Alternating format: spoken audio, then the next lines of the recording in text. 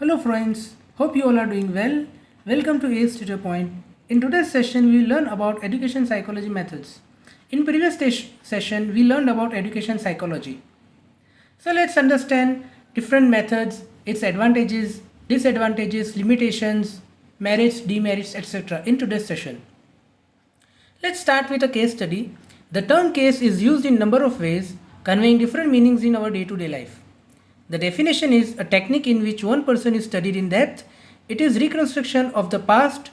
It is a method in which one individual is studied using multiple measures. Its goal is to provide an indescriptive account of some phenomena. The advantages goes as an individual is taken as unit of analysis.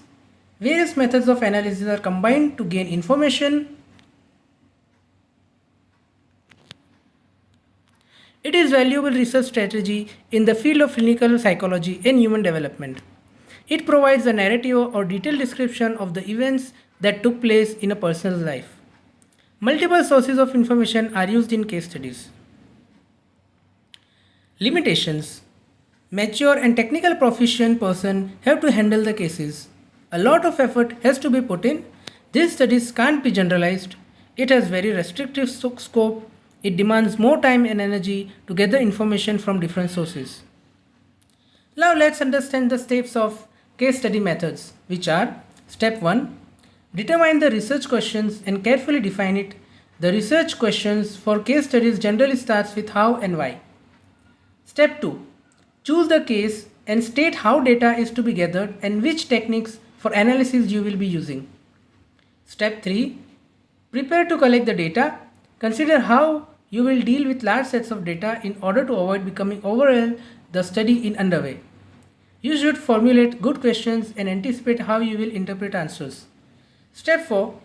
Collect and organize the data. Step 5. Analyze the data. Step 6. Prepare a report. Now let's understand education psychology method 2. The observation method. It means knowing the environment through sense organs. In psychology, it concerns with the perception of an individual's behavior by other individuals through interpretation and analysis of this perceived behavior by them. We can infer the mental processes of other persons through the observation of their external behavior. It is an indirect approach for the study of mental processes. Now let's understand its merits. It can be used in every situation in classroom, playfield, and outside. It is adopted by both individual and group observation. It is both quantitative and qualitative technique. It is reliable and valid technique of collecting information and data.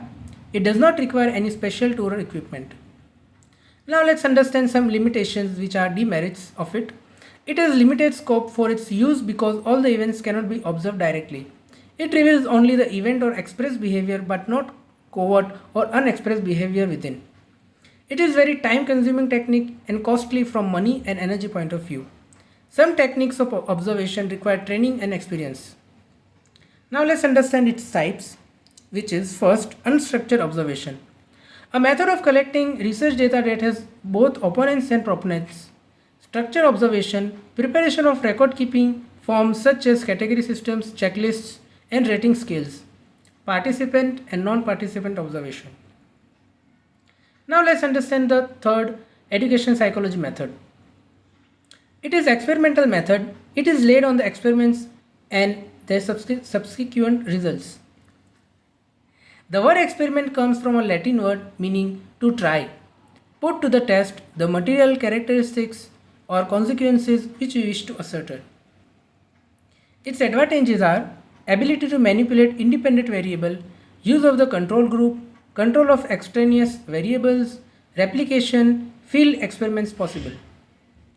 Disadvantages are artificially of labs, non-representative sample, expensive, focus on present and immediate future, ethical limitations. Now let's understand the steps.